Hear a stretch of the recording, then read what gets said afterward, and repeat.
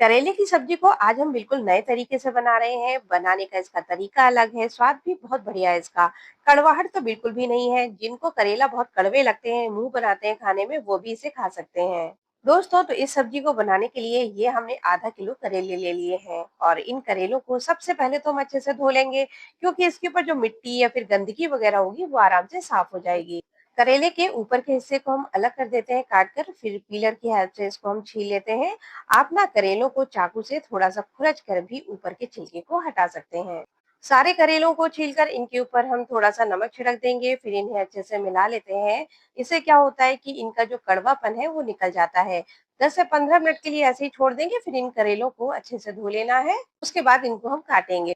करेलों को ना धोने के बाद इनका पानी अब सूख चुका है, तो एक एक करेले को हम लेंगे और एक ही साइड से ऊपर से नीचे तक कट लगाकर इनके बीच के बीजों को निकाल देना है। किसी चम्मच के बैक साइड की हेल्प से ही आप इन बीजों को निकालें, बड़े ही आराम से निकल आते हैं ये। इसी तरह से हम सारे करेले के बीजों को निकाल लेते हैं। आप चाहें तो इन बीजों को करेले के मसाले में यूज कर सकते हैं, नहीं तो आप इनको हटा भी सकते हैं। ये लीजिए, सारे करेले काट कर बीजों को हमने अलग कर दिया है। इन बीजों को हम यूज नहीं करने वाले हैं, इनको हम हटा देंगे। अगर आप यूज करना चाहते हैं ना, तो इनको थोड़ा सा दरदरा पीस लीजिए, तब इनको यूज करेंगे। इतने करेलों में से 2 करेले जो है इस तरह से पके हुए निकले हैं, इनको हम यूज नहीं करेंगे, इनको हटा देते हैं।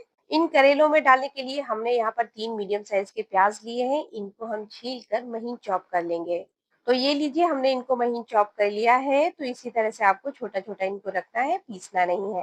अब ये हमने कढ़ाई में 1/4 कप सरसों का तेल लेकर गरम कर लिया है। इसमें हमने कटे हुए करेले डाल दिए हैं, इनको चलाते हुए हल्का सा फ्राई कर लेंगे। इस तरह से क्या होगा कि ये जो करेले हैं आधे पक जाएंगे, यानी सॉफ्ट हो जाएंगे और इन पर बढ़िया सा कलर भी आ जाएगा। अगर आप इस तरह से करेलों को तेल में फ्राई नहीं करना चाहते हैं तो स्टीम कर सकते हैं, उससे भी ये करेले सॉफ्ट हो जाते हैं। तो ये लीजिए, करेले जो है हल्के से फ्राई हो चुके हैं, तो इनको हम कढ़ाई से बाहर निकालेंगे।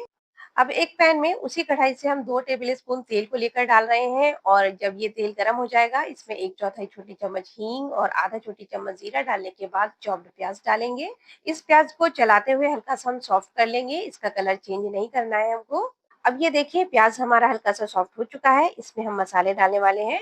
तो 2 टेबल स्पून दरदरी पिसी हुई मोटी वाली सौंफ डाल रहे हैं, 2 छोटी चम्मच धनिया पाउडर और फिर उसके बाद आधा छोटी चम्मच हल्दी पाउडर, 1 छोटी चम्मच आमचूर पाउडर, आधा छोटी चम्मच इसमें गरम मसाला डाल रहे हैं, स्वाद के अनुसार नमक डालेंगे। ये सब डालने के बाद इसमें हम करेले के छिलके डाल रहे हैं। इससे जो है करेले की सब्जी कड़वी नहीं होगी, बल्कि बहुत ज्यादा स्वादिष्ट बनती है। सबको मिलाएंगे और सभी मसालों के साथ इनको हम भून लेते हैं। मैंने इन मसालों में लाल मिर्च को नहीं डाला है, आप चाहें तो डाल सकते हैं। इन सभी मसालों को हमने अच्छे से भून लिया है। अब इस पैन में हम आधा कप ताजा दही डाल रहे हैं, पहले इसे हम चम्मच से अच्छे से मिक्स कर लेंगे। दही को पैन में डालने के बाद इस दही को हम मसालों में काफी अच्छे से चलाकर भून लेंगे। इससे क्या होगा कि मसालों की बाइंडिंग अच्छे से आपको मिलेगी। इसके साथ साथ इसका टेस्ट भी काफी अच्छा सा बढ़ जाता है। अब ये देखिए, हम इसको अच्छे से भून रहे हैं चलाते हुए।